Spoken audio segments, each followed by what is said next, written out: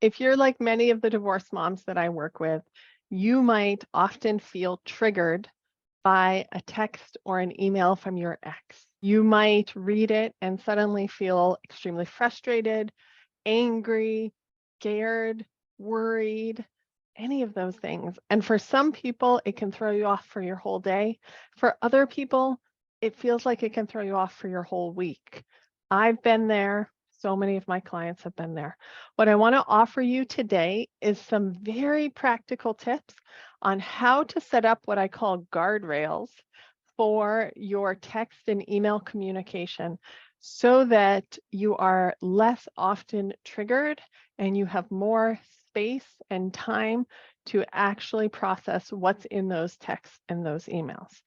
I want to say up front, though, that my goal is not that you just implement these specific strategic tools and that's enough. My goal for all of my clients and for everybody who's watching me or listening to my podcast or using any of my resources, my goal is that you learn how to work with your body when you feel triggered. So when your ex says or does something that really creates a strong emotional response in you, I want you to learn how to regulate your nervous system and come back to a grounded place so that you can take action from your most intelligent, safe, grounded space. So I know that I have a lot of other resources out there around working with your nervous system. This video is specifically about practical tools for text and email. Let's get started. There are 4 decisions that you can make for text and email. The first decision, what is for text and what is for email? In the beginning, when we're co-parenting, we may not have consciously made a decision about what warrants a text versus what warrants an email.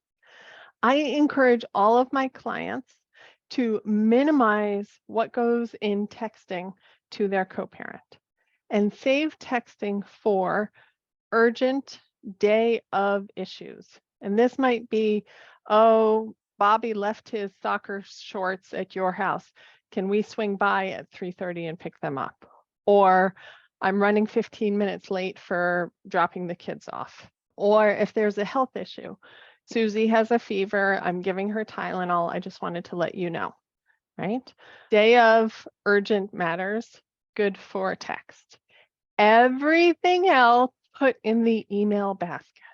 And the reason we do that is twofold. One, it gives us more time, and folks tend to be more thoughtful when they're writing out an email. And secondly, it's much easier for us to search our email inbox or wherever we store these emails to find what we agreed to about a different topic. So if we make a decision about how the handoff's going to go at this one weekend in October, we can search back through our email and remember, what did we agree to again? It's there. Searching in text, annoying and hard to do. So my recommendation, get very clear first for yourself about what your priorities are for texting versus emailing, and then try your best to communicate that to your co-parent and set up an agreement around how you're going to use text and email. All right. Number 2, decide when you will look at email and when you will respond. So many folks, what I see first is that they look at it as soon as it comes in and they respond as soon as it comes in. And I will say that in general, that is not the best habit if you are currently triggered by a lot of what your co-parent or your ex sends to you. Instead, my recommendation is have a specific time when you're going to look at their emails and have a different specific time when you're going to respond. So for some folks, that might mean I'm going to look at them between 7 and 7:30 at night, and I'm going to respond to them the next morning by 9 a.m., right? Deciding for yourself, this is what I agree to do. This is what works for me. Choosing times that you have some emotional bandwidth, that you have some space, that you're not on the go and distracted by a million other things, but that you can actually sit down and really be thoughtful about reading the email and then thoughtful about responding to the email. Decision number 3, do you acknowledge emails or do you just respond? Some folks like to do a very quick acknowledgement that they have received an email. So they might quickly, when they are reading their email, they might quickly respond, got your email, will respond shortly, or got your email, will respond by noon tomorrow, something like that. That works well for them in their co-parenting relationship. Other folks decide, I'm not acknowledging it and I'm just going to respond when I plan to respond. Either way, but that's a decision that you can make right now.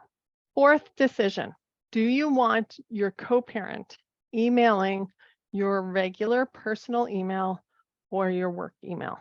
So many folks, their co-parenting emails are just coming into this very busy inbox that might have all of their personal stuff, all the emails from school, everything else going on, plus maybe even some work emails coming in, right? It's a beautiful cacophony of emails. And you can actually decide if you want to, if it feels spacious and supportive to you, to create a new email address and give it to your co-parent and say, I want to be able to identify and keep all of our co-parenting discussions separate. And so I'm asking that you use this co-parenting email going forward. And then you can have that box be separate so that it's not just something that you're coming across or is mixed in with all your other day-to-day activities. All right, I hope that those 4 decisions are helpful. Don't hesitate to watch this again, pick them up. Some might apply right now, some might apply later. Remember, these are just guardrails. These are designed to make communicating over text and email easier right now, while you do the work as well to decrease the frequency and the intensity of being triggered by anything your ex says over text or email. And I hope you'll use many more of my videos to help you do that. All right, y'all, Coach Meg, signing off.